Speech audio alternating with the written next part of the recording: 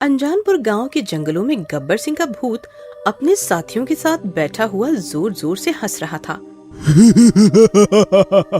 अगली डकैती हम ठाकुर के घर में करेंगे।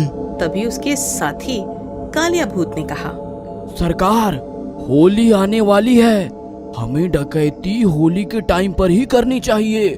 सभी लोग होली के त्योहार में व्यस्त रहेंगे और हम लोग आसानी से लोगों को लूट पाएंगे। कालिया भूत की बात सुनते ही गब्बर सिंह बहुत जोर से हंसा। बहुत सही कालिया। बहुत सही। कब है होली? तब कालिया का भूत घबराते हुए बोला, सरकार, सही दिन तो मुझे नहीं पता, लेकिन बहुत जल्दी ही आने वाली है। उसका ये गोल मटोल उत्तर सुनकर गब्बर सिंह के भूत को बहुत जोर से गुस्सा आया। उसने अपनी बंदूक कालिया के सिर पर लगाई और बोला, अब तेरा क्या होगा कालिया? हा? कालिया हाथ जोड़कर बोला, सरकार, मैंने आपका नमक खाया है। गब्बर सिंह बहुत हंसते हुए बोला, तू अब गोली खा। लेकिन उसने गोली कालिया के भूत को मारी नहीं, बल्कि अपने साथियों से बोला, तुम सब तैयार हो ना?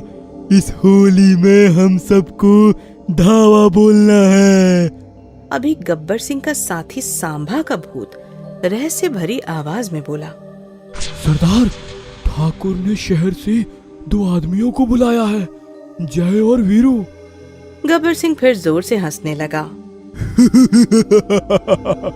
अच्छा, तो ठाकुर ने अपनी फौज बनाई है, भूतों से लड़ने के लिए इंसानों की फौज। अगले हफ्ते ही होली का त्योहार था।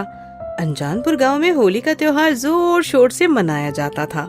गांव के ठाकुर के दोनों हाथ कटे हुए थे, लेकिन फिर भी लोग उनसे डरते थे और उनकी इज्जत भी करते थे।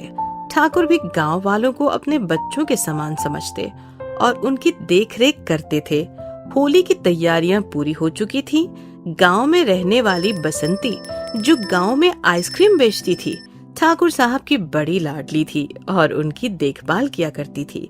गांव वालों की रक्षा के लिए बुलाए गए जय और वीरू का खाना भी बसंती बनाती थी। वीरू बड़े ही चंचल स्वभाव का था और उसे बसंती बड़ी अच्छी लगती थी। होली के एक दिन पहले बसंती गांव में आइसक्रीम बेच रही थी। अरे ओ गांव वालों, ये बसंती की आइसक्रीम है, इसे कोई ऐसी वैसी आइसक्रीम मत समझना। इधर आइसक्रीम तुमने खाई और उधर मन में ठंडक आई, क्योंकि बसंती को ज्यादा बोलने की आदत तो है नहीं। उसकी आवाज सुनकर वीरू आया और बोला, अरे ओ बसंती, कितने की है तेरी आइसक्रीम? क्योंकि 10 रुपए की। मेरे पास 50 का नोट है। मेरे पास चेंज नहीं है। चेंज की क्या जरूरत है, तुम पूरा ही रख लो।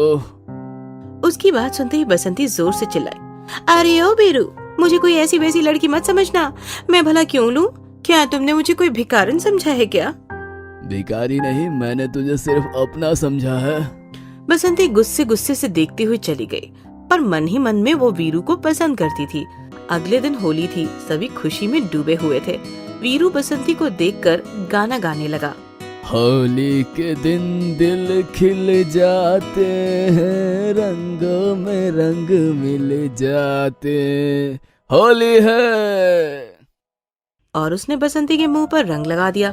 उसी समय वहाँ पर गब्बर सिंह का भूत आ गया। भूत होने के कारण वो किसी को नजर नहीं आ रहा था। वो वीरू के शरीर में घुस गया और उसने ठाकुर की तरफ घूरते हुए गब्बर सिंह के भूत की खतरनाक आवाज में कहा, क्यों ठाकुर, हाथ कटवाने के बाद भी तुम बाज नहीं आओगे? अब तुमने हम भूतों से लड़ने के लिए इंसानों की फौज बनाई है। अपनी फौज के साथ होली मना रहे हो, तो मैंने सोचा क्यों ना तुम्हें बसंती का नाच दिखा दे। अरे ओ सांभा, होली का त्योहार है, सबको बसंती का नाच दिखाने का प्रबंध करो। बसंती गुस्से से बोली, मैं तुम कुत्तों के सामने कभी नहीं नाचूंगी। वीरू के शरीर में घुसा गब्बर सिंह बहुत जोर से हंसा। जब तक तू नाचेगी तब तक तेरे वीरू की सांसें चलेगी। मुझे पता है तू वीरू को पसंद करती है, गब्बर से कुछ नहीं छिप सकता। बसंती मजबूर होकर नाचने और गाने लगी। हाँ, जब तक है जान जाने जहां, मैं नाचूंगी, मैं नाचूंगी, मैं नाचूंगी। तभी गब्बर सिंह की विधवा बीवी वहां आ गई। उसे अपने सामने देखते ही गब्बर सिंह बहुत बुरी तरह से डर गया और वीरू के शरीर से निकलकर बाहर आ गया। वीरू बेहोश होकर गिर गया और बसंती और ठाकुर साहब सभी गांव वालों के साथ वीरू को होश में लाने की कोशिश करने लगे। गब्बर सिंह की बीवी बोली, तुम्हें शर्म नहीं आती? गांव वालों ने तुम्हारे बुरे कर्मों के लिए तुम्हें गांव से निकाल दिया, फिर पुलिस ने तुम्हें फांसी पर लटका दिया, फिर भी तुम इस गांव में आकर मुझे शर्मिंदा करते रहते हो।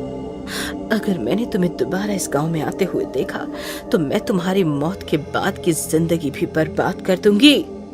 गब्बर सिंह हाथ जोड़कर बोला, तुम तो बेलापुर में थी, तुम यहाँ कैसे आ गई? जय और वीरू ने मुझे तुम्हारी हरकतों का पता दे दिया था। तुम्हारे जाने के बाद मैंने तंत्र विद्या सीखी है। अब मैं तुम्हें इसका मजा चखाती हूँ। तुमने न मुझे जीते जी इससे रहने दिया और अब अपने बुरे कर्मों के कारण मरकर भी इससे नहीं रहने देते हो। उसके बाद वो अपने मंत्र बोलने लगी। गब्बर सिंह और उसके साथियों का शरीर हवा में चक्कर घिन्नी खाने लगा। गब्बर गिड़गिड़ाने लगा, मुझे छोड़ दो, मुझे छोड़ दो, मुझे छोड़ दो। लेकिन देखते ही देखते उसने गब्बर सिंह और उसके साथियों को एक मिट्टी के मटके में कैद कर दिया। मटके के ऊपर ठाकुर ने अपनी चादर डाल दी और बोला, गब्बर सिंह, आपका अंत जरूर होता है। भले ही मेरे हाथ नहीं है, पर मेरा दिमाग काम करता है। मैंने पहले ही जय और वीरू को तुम्हारी पत्नी के पास भेज दिया था। अब मटके में अपने कर्मों का फल भोगते रहो। गांव वाले गब्बर की पत्नी समीरा सिंह की जय जयकार करने लगे। ठाकुर ने गब्बर सिंह की पत्नी को गांव का सरपंच बना दिया। ठाकुर साहब बोले, देखो, तुम्हारे पति ने अपने कर्मों के कारण तुम्हारी इज्जत को छीन लिया था, लेकिन अब तुम गांव वालों का इंसाफ करके फिर से अपनी जगह बना सकती हो।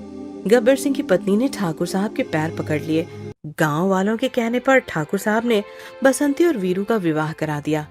जय उदास सा सोच रहा था कि अब वीरू से छोड़कर चला जाएगा, लेकिन तभी वीरू ने उसका हाथ पकड़ा और बोला, चाहे कुछ भी हो जाए, हम दोनों की दोस्ती कभी नहीं टूटेगी। दोनों की जोड़ी को दुनिया याद रखेगी। और दोनों मिलकर ये गाना गाने लगे। ये दोस्ती हम नहीं तोड़ेंगे, तोड़ेंगे दम मगर तेरा साथ ना छोड़ेंगे। और सभी लोग शांति से जीवन बिताने लगे।